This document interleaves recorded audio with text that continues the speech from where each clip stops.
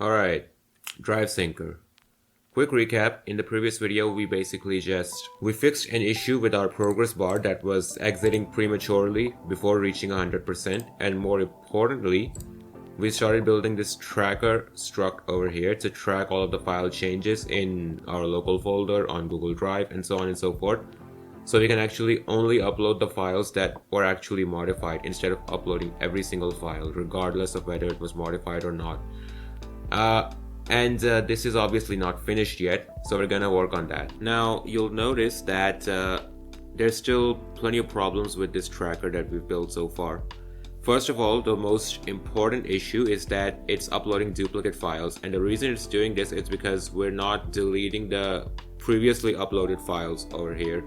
And so we need to change that. We need to start tracking the files so that we can actually ignore the files that have already been uploaded and only upload the files that are modified, right? And of course make sure to delete their previous files so we don't end up with having duplicates and stuff. So that's what we're gonna work on now. Let me also zoom in so you guys can actually see.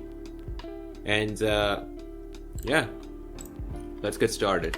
So the very first thing we want to do is build a function called walk project directory. So this will be another pointer receiver, I guess. Let's say walk project tree, and this function is going to walk through the entire project on Google Drive and basically kind of like make a whole tree like structure of the entire project on Google Drive, right? And it is going to be kind of a recursive function, so might be a bit confusing to figure out, but let's do this. First of all, let's just create a list of nodes, a map of nodes. This is going to be a map with string keys and node pointers as the values, and these nodes are just the node struct that we defined in the previous video. We're actually going to use these in this video. And then we need a list of folders, right, to actually walk through. So this is going to be like a queue.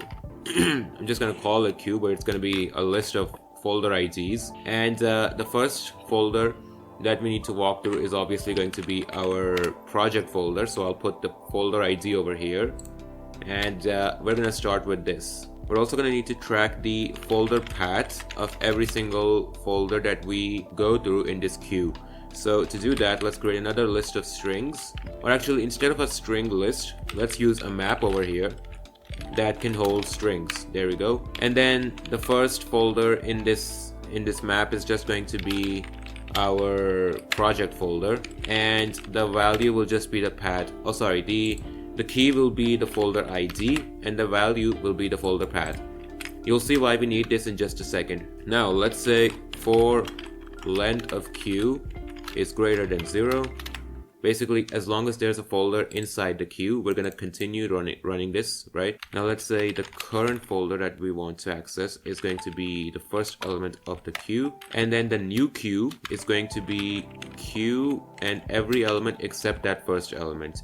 So since we're processing it, we're also going to remove it from the queue, right? And then I also want to get the base path of the current folder that we're in, right? And this is why we actually need this folder paths map, so we can actually get the base path of this folder inside our project, inside like our local project directory. Right now it's just going to have the current project folder, right? But once we start to go through subfolders and stuff, we're going to need their base paths, and that is why we need to have this folder paths map as well over here. Also, let's also handle what's it called, pagination. So let's create a page token. This will be empty for now, and Google Drive API will automatically fill this up for us. We don't need to do anything over here. But just in case there's like hundreds of files in your project folder, you want to actually make sure that you're handling pagination here as well. And just for now, I want to have a bunch of print statements over here as well, so I can actually tell what's going on. I'll say walking the base path, just so we know what's going on, right? And now let's create an infinite loop over here to actually get all of the files in this folder. First of all, we're gonna need to write a query, a search query. So let's say fmt.sprintf. Now we want to make sure that the files we're searching for over here have the current folder right, that we're processing in the queue right now, have that current folder as their parent folder, right? And obviously make sure that they're not trashed, right? Otherwise, why are we even searching for them, right? Now let's say request is going to be, where is my Drive API? There it is. .files, .list, .fields, and then we'll say files. And we're going to need a couple of fields over here. First of all, obviously the ID, the name, the MIME type, but also the size, modified time, the SHA-256 checksum, and the list of parents. We're gonna need all of these. And then let's also pass in our search query as well. There we go. And then let's also handle the pagination over here. If the page token is not an empty string, then we should add the page token to this request, and then we're ready to actually send this request to Google Drive servers, right? Let's handle the error as well. I'm not gonna do anything fancy over here for now. Let's just print the error and return if there is one, right? And instead of returning, we can also just break out of here and continue walking through the other project directories. But yeah, with that done, now let's access the list of files over here. I'll say 4f in range r.files, and this will give us the list of files from the Google Drive API. Now, if this is a folder, and we can tell that from the MIME type, if the MIME type matches our folder MIME type, then that means this is a folder on Google Drive, right? And if that's the case, then we need to obviously add this to the queue and make sure we walk this folder as well, right? So we'll add it to the folder paths by saying f.id over here, and then we'll say file path.join the base path along with this folder's name, let's say. And this will create the local path of this folder, right? Local meaning the path on your machine, right? That's how you actually create like a tree of the entire project directory. Now, to process this folder, we also need to add it to our queue, right? So let's say queue.append and add the folder ID over here. And this will make sure that we actually process this in the queue once we get to it, right? Then, once we're done with that stuff, let's access the folder of this file or folder, whatever it is, by creating a folder, by creating a parent variable. And this will hold the folder ID of the parent. And then let's say if the length of f.parents is equal to 1, then we can say the parent will be equal to f.parents and the first element in there. And we do it this way because there's no guarantee if the file or folder has a parent over here, right? And the reason I do it this way is to just make sure that there is actually a parent in that list, right? Otherwise it could cause some sort of a runtime crash in our program, and we obviously don't want that, right? Now I also want to get the local path of this file. Basically, we're getting all of these files from Google Drive, right? But they also exist on our local machine, right? The project files and everything exist on our local machine as well. So I want to create the local path of this file from Google Drive as well. To do that, just join the base path with this file's name. Now, before we move any further, we should finish creating this node struct over here, because right now, as you can see, it's completely empty. So let's finish building this as well, because we're going to need a ton of fields over here. So first of all, the ID, this will be the file ID on Google Drive, and then the name as well, the MIME type, which will be a string as well, and then is folder, this will be a boolean, and we need to differentiate between files and folders on Google Drive. And obviously we can use the MIME type to do that, but this is going to be a boolean over here. Also the file size, this will be in bytes. The modified time, this will be a string. The checksum, the SHA-256 checksum, and this is what we will use to verify the file integrity. And finally the parent as well. Alright, so that's all we need over here.